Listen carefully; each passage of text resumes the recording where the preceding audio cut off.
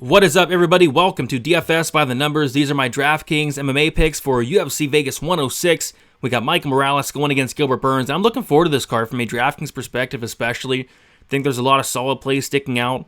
And very interesting card from a Draftkings perspective as well. So can't wait to break it all down. Before we do so, if you guys could, like the video, subscribe to the channel, leave me a comment. If you guys want to support me more, check out dfsbythenumbers.com. It's where you'll find all my betting and DraftKings content. You get the fighter stats, targets, projections, ownership projections, rankings, prize picks, plays, DFS article, lineup optimizer, and much, much more, all on dfsbythenumbers.com. Check me out over there, and also check out prize picks. Use prize picks, promo code DFSBTN. You'll get $50 instantly into your prize picks account when you play your first $5 lineup. Check it out. Use that code DFSBTN. Get your free $50. All right. I say we get into it, guys. We're going to start with the fight doesn't go to decision lines. A lot of fights that are expected to end inside the distance. We're expected to get some violence on Saturday, and up top we have the most violent fight on the card on paper, and probably just the most violent fight on the card. It's a Paul Craig fight. It's Paul Craig, Rodolfo Bellato. Interesting one. I think this is like I said, it's a Paul Craig fight. You're going to want to target both sides. Never, ever, ever, ever, ever, ever, ever count out Paul Craig in a fight.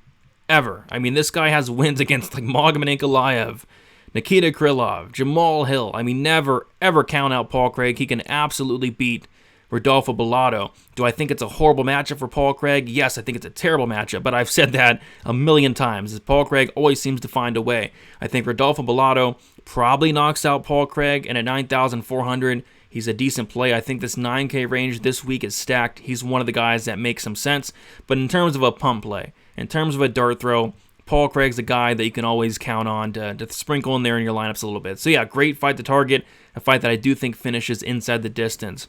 Next, we got Nursultan Ruziboev going against Dustin Stoltzfus. Another fight that I think is a really good one to target, because with Nursultan Ruziboev at 9,000, I think he's KO1 or bust. Maybe KO2 or bust. But I think if Nursultan Ruziboev is winning this fight, he's knocking out Dustin Stoltzfus in the first round, and at 9,000, that's going to pay very well. On the flip side, I think Dustin Stoltzfus is a very live dog this week, a guy that has just a ton of paths in this matchup, has a very cheap price tag as long as his chin holds up. Like, if this fight hits the second round, I think it heavily favors him. I think Stoltzfus can get takedowns free here, but it all comes down to the game plan. Like, if Stoltzfus goes out there and tries to go to war with Ruziboev like he did in the Ferreira fight, he is getting knocked out, but Stoltzfus does have a path to wrestle, and if Stoltzfus pulls this off at 7,200, I think he has potential to do very well. So yeah, you have paths for both guys here. I love the price tags of both guys. Ruziboev KO1, Stoltzfus could be like a round 3 decision type thing. So yeah, another great fight to target up top. Next we got the main event. Mike Morales, Gilbert Burns. Yeah, the price tag of Morales, it is a lot. I mean, 9,700. I guess it all comes down to like what happens on the rest of the slate, but I don't know. I mean, that's a very big price tag to pay. I don't know if I'll be getting much Mike Morales, because with that price tag, you're going to need like either an absolute just beat down over 5 rounds, which I don't even know if that's happening, or like a first round beat down with a knockout, and I don't know. I feel like it's kind of Morales round 2, round 3 KO, and if that's the case, I just think there's better options at a cheaper price tag. I don't think he's going to score bad by any means, but in terms of trying to find that optimal lineup, I'm not sure if Morales is going to be in there.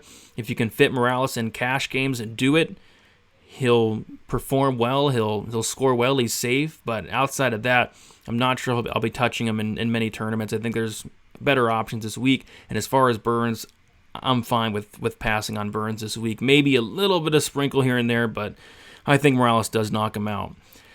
Next, we have one that I do think is a very good fight to target, right in the mid-range. Camilo Green, 8,600 for Camilo, 7,600 for Green. I think this fight finishes inside the distance. Camilo has a ton of power, throws with bad intentions, and then Green has power as well, but also has a very sneaky submission game. Green's been knocked out twice, he's been hurt a lot, knocked out twice, and Camilo, he's been finishing both of his losses, both by sub. So I think both guys have paths here, right in the mid-range, and I think the winner scores very well. So I'm not confident in terms of who wins, but I am pretty confident in terms of I think the fight's going to score extremely good. Let's get into the core plays here. Up top, we got Denise Gomes, 9,500 going against Elise Reed. Elise Reed, she's been finished, I believe, in all 4 of her losses. I mean, and most of those, I think all of those on the ground. Yeah, she's been knocked out twice, TKO'd once by Sam Hughes, once by CR Eubanks, and then she's been subbed twice, once by Loma Luke Boon Mi, of all people, and then she also got subbed by somebody. I mean, her ground game is just not great, right? It's not ideal. And Denise Gomes, although that's not primarily her game, we have seen her attempt some submissions in the UFC and come close on those submissions. But yeah, if Denise Gomes gets this fight down to the ground, she has that grounded pound that's very vicious that she finished Bruna Brazil with, and I think she can absolutely go out there and get the fight to the ground and finish Elise Reed. Even on the feet, it's like Gomes has a ton of power. We saw Lupi Godinez, of all people, dropping and hurting Reed standing. So yeah, I like Denise Gomes here. I think she has finish upside, and I think she has potential to score very well this week. Mateus Camilo, 8,600. Like I said, you're going to want a piece of this fight. Camilo, I lean his way just due to the fact that Gabe Green's coming off of a 2-year layoff. He's coming off of some bad injuries. I don't think Green has the best chin to begin with. I don't think he has the best fight IQ. And Camilo, he hits very, very hard. Very hard. And I think he's going to hit Green very hard in the face. I do have a lot of concerns in terms of if this fight hits the ground or if this fight gets extended, but I do lean towards Camilo getting an early knockout. And at 8,600, I think that's going to score very well, obviously. Jared Gordon, 8,200. So Jared Gordon at 8,200 is a guy that I like quite a bit this week. And not only do I like him to win the fight outright, but he's one of those guys that just has sneaky fantasy scoring upside. Like, you look at some of his scores, like when he's winning fights, he scores very well in a lot of these fights. Like, he has really good volume. He can mix in the occasional takedowns. Not sure if he's going to want to do that here, but yeah, Jared Gordon, when he's winning fights with all that volume, it really adds up. And a Jared Gordon win at 8,200, I think he absolutely pays off that price tag and more. So I like the upside of Jared Gordon. Like him in cash. I like him in tournaments, and I love the price tag this week. Next, we got Yadier Duvai. We got 9,200 there for Duvai, and yeah, he's going against Connor Matthews. I've never been sold on. Like, ever since the Francis Marshall fight, I've just never been sold on Matthews. I'm just not sure what he's good at outside of getting hit in the face. I mean, he's very hittable. He's absorbing more than he's dishing out. It says he has a 56% striking defense. I'm shocked it's even that high. Like, I was expecting like a 40. I mean, Matthews just very hittable, takes damage, and Duvai, he's decent, has a sneaky submission game. He has really solid volume, and I just think he's going to hit Matthews a lot here in the face. Sneaky elbows as well, and it wouldn't shock me if Yadier Duvai went out there and finished Connor Matthews. Matthews coming off of a brutal knockout loss, which was not too long ago, and I think Yadier might get him out here again at 9,200 with all the volume. Potential finishing upside, I don't mind some Duvai. Getting into the GPP plays here, we got Rodolfo Bellato, 9,400 we talked about already. It's a Paul Craig fight. Paul Craig is live by the sword, die by the sword, killer be killed. Bellato first or second round knockout is very much in play. Nursultan Ruziboev, 9,000. I think Ruziboev, if he wins this fight, it's a first or second round knockout, more so leaning a first round knockout for the guy, and it's on the table for sure. I mean, Dustin Stoltzfus, he's hittable. Dustin Stoltzfus will go to war in some of his fights, and if he chooses to, bite down on the mouthpiece and stand and bang with Ruziboev, he's getting served, and Ruziboev's going to get a first round knockout and score very, very well. So yeah, Ruziboev absolutely in play this week at 9K. Hung Sung Park, 8,500.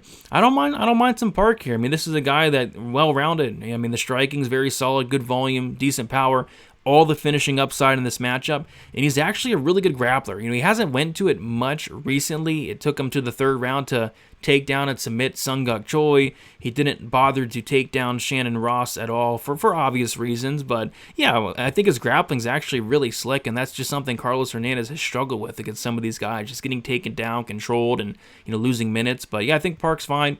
Not sure if he has like a massive ceiling, but in terms of winning the fight and scoring decent, I think Park's an option this week.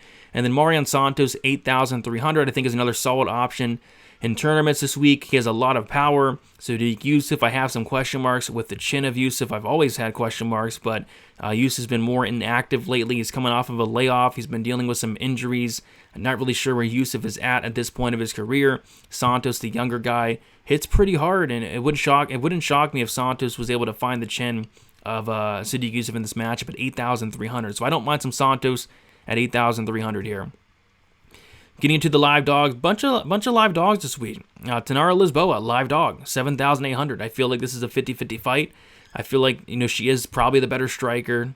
I feel like her grappling has looked well at the UFC level as well. And Santos is somebody I've just never been sold on. And at the end of the day, like, this is a close fight. Like, I feel like this should be like an 8,200, 8,000 type fight. And we're getting Lisboa at 7,800. So I think Lisboa, she's a live dog. Maybe not a ton of upside, but I think she's a live dog to win the fight. Gabe Green, 7,600. Like I said, this fight, the Camilo Green fight, I think is borderline for me at least, like must target as a whole. Camilo, he's been sub twice. I think he does have some suspect cardio, some suspect submission defense, and we've seen Green just go out there and drag guys into deep waters and finish them late, and that could be on the table here. We could see Green snatch up a neck.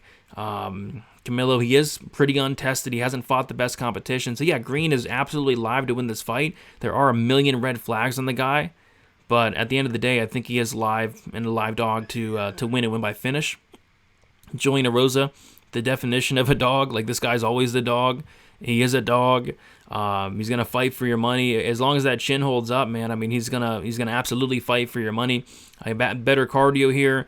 Going to be the bigger guy. He has a really good submission game, solid power as well. We've seen Mel Costa crumble. We've seen him get finished late. We've seen him break, and Rose is a guy that can break you. So, yeah, Rose is another guy that could potentially get knocked out in round one. But if not, if this fight reaches the second, if it gets extended, you're going to like that Rose at 7,500. And then finally, Dustin Stoltzfus, 7,200. Another live dog here with a path to victory. The path is getting the fight extended first and foremost, getting the fight down to the ground especially. Nursultan, not the best takedown defense, will kind of accept bottom position, will kind of throw up submissions. And Stoltzfus, he's a solid wrestler, he's a solid grappler, solid cardio, and the ability to go out there and win a decision, whereas Nursultan's not really a decision guy. He's a knock you out early type guy. So we'll see if Stoltzfus fights smart. If he does, if he drags the fight down to the ground, extends it a little bit, I think Stoltzfus at 7,200 makes a lot of sense, and I think he's a very live dog this week. Pump plays, only pump play for me sticking out this week is Paul Craig. Paul Craig's always in play. I mean, you could match him up against anybody, and he's always going to be in play for a pump play, for a dart throw, for a sprinkle. No matter how bad the matchup, Paul Craig is always live to win a fight. He's always live to win a fight. He's one of those guys that you just can't ever count out, ever. So yeah, Paul Craig will absolutely be sprinkled into some tournament lineups for me this week, and fading Paul Craig would just not be wise, ever. And then the fade is going to be Tisha Pennington, 9,200. Just an easy fade, especially with this 9K. I mean, the 9K range is stacked. You got Nursultan Rizabov. You got Michael Morales, Rodolfo Bellato. I mean, this 9K range is absolutely stacked this week. There would just be no reason to go up there and pay for Tisha Pennington. So pretty easy fade for me on that one. And that is about it, guys. Thank you so much for watching. Let me know down in the comments what you guys are liking for this week. If I missed anything, I did miss a couple. Didn't put a Morales in there. I think Morales is fine. He's just expensive. Mel Costa could potentially get a first round finish. I did leave out a couple, but kind of liking some other plays this week. And yeah, best of luck, guys. UFC Vegas 106. Enjoy the card, and we'll talk to you soon. See ya.